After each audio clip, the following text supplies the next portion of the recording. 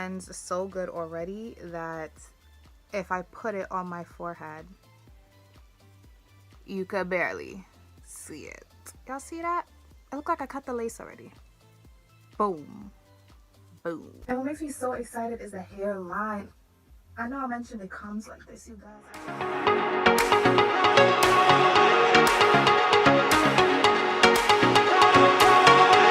This wig is really popping, you guys. I got no tangling. Shedding is very low, thank you God. The density came as 180%, but like I said, I just added 126-inch bundle to make it a bit fuller.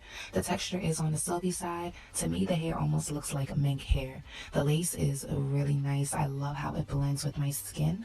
My height is 5'6", and again, the length of this wig is 26 inches. I've been rocking this wig for about a week now after I did the install, and so far, so good. Shedding is low. I wake up to a few tangles, but after I brush it, it gets right out and I'm good for the rest of the day.